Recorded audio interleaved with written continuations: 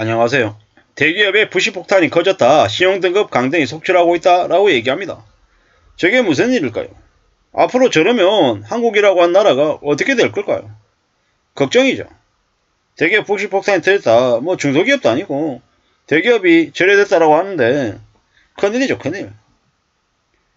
5대 은행의 기업 대출만 올해만 32조가 증가했답니다. 기업 대출이 대기업, 중소기업 다 포함한 수치이긴 한데요. 뭐 심각하죠. 이게 뭔가 싶은 거죠. 금리 인상하고 경기 부진 때문에 은행에 빌린 원금하고 이자를 못 갚는 기업이 넣을 수 있다라고 이야기한답니다. 놀라운 일입니다.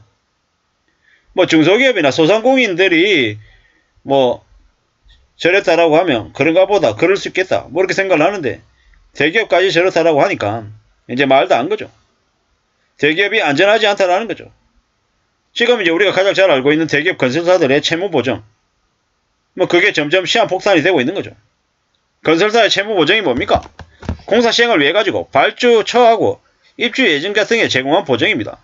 채무 보정이 많다라는 건 수주 물량 확대하고 신규 사업의 증가 확대로 해석할 수 있지만 지금 같은 시기에는 부동산 경기가 침체되면 부실로 전환될 가능성도 크다라는 겁니다.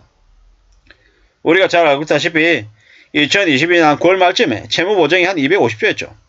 이게 20년 말하고 비교하면 한 90조 가량이 는 거랍니다. 90조 가량이. 이제 앞으로 어떻게 될지 이제 두고 봐야 되죠. 21년 9월 말 채무 보정이 가장 많았던 기업은 현대건설 27조랍니다. 충격이죠. 2020년 말하고 비교해서 채무 보정이 가장 증가한 곳 현대건설. 앞으로 어떻게 되려나요? 현대건설하고 대우건설은 재건축, 재개발 사업장에서 최근에 가장 많은 수주를 한 대기업 건설사라고 합니다. 어떤 일이 벌어질지 우리는 이제 앞으로 잘 지켜봐야 되는 겁니다. 부실 징후의 기업도 계속 늘어나고 있다고 하는데 이러다가는 한국 경제가 폭망할 것 같습니다. 벌써 있잖아요. 한개 기업이 한 20%가량이 늘었다고 합니다. 이게 뭔가 싶은 거죠. 미국 기준금리 오르고 한국도 동달아 오르고 그러면서 이제 돈줄이 이제 계속 말리는 거죠. 이제 말라가는 거죠.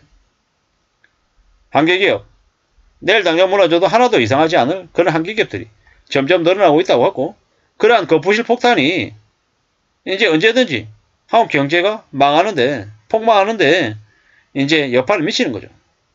지금 이제 우리는 잘 알고 있다시피 고물가, 고환율, 고금리 때문에 한국 경제에서 가장 약한 부분들이 어딥니까? 한개 기업이죠. 근데 저 대기업까지 저렇게 부실폭탄이 커진다라고 하니까 이제 우려스러운 거죠. 중소기업이나 소상공인들의 부실이 커졌다가 아니라는 거죠. 대기업의 부실폭탄이 커졌다라는 저 제목이 우리한테 던져주는 메시지가 뭡니까? 대기업, 중소기업, 소상공인 가릴 것 없이 전부 다 위험하다라는 겁니다. 그러다 보니까는 무슨 얘기까지 나옵니까? 매년 안에 대기업들 간판이 30~40%가 바뀔 수 있다라고 얘기합니다. 돈 없는 놈이 돈 있는 놈한테 가지고 있는 물건들 다 뺏기는 거죠. 그건 개인 간의 일이든 기업 간의 일이든 별반 다르지 않은 것 같습니다. 기억하십니까? 예전에 푸르밀 사태 관련해가지고 전 직원 해고하려고 했던 거.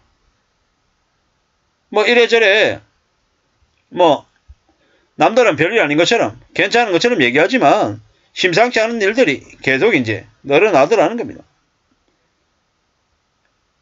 뭐 이래저래 심각한 상황에 놓여있는 대기업 계열사들이 많다라는 것. 뭐 여기 뉴스 보면은 뭐 롯데라고 하는 이름이 벌써 나오잖아요. 롯데는 대표적인 내수기업인데 아유 롯데 관련해가지고 뭐 롯데쇼핑 신용등급 하향 롯데 지주도 그리고 롯데 케미칼도 뭐 이제 계속 내려간다는 겁니다. 대표적인 게 롯데인 거고 나머지 기업들도 많다라는 거죠. 재무 부담이 되니까 돈이 필요하니까 정자에 나선 기업도 있고 SK이노베이션 뭐 이래저래 뭐 CJCGV도 마찬가지고요.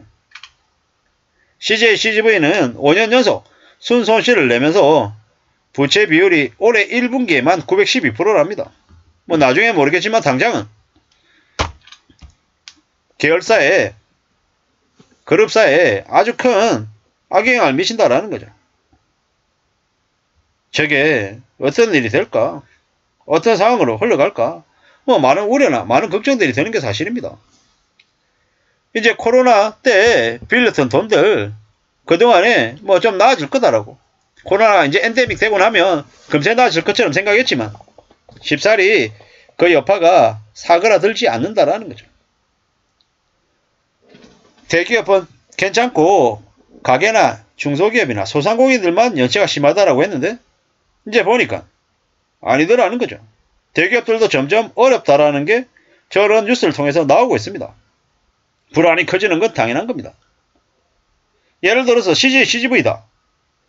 영화관에 갑니까 요즘에? 안 가죠? 왜 안 가겠습니까?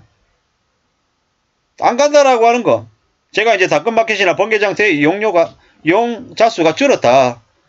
왜겠습니까? 마찬가지입니다. 비싸니까. CJ, CGV 영화 보러 가는데 하면은 15,000원, 16,000원. 뭐 팝콘이니 뭐니 한두 개 사 먹으면 25,000원 넘어가죠. 4인 가족이 영화 보러 가면 얼마 듭니까? 7, 8만원 들어요. 비싼 거죠. 감당이 안 되는 거죠.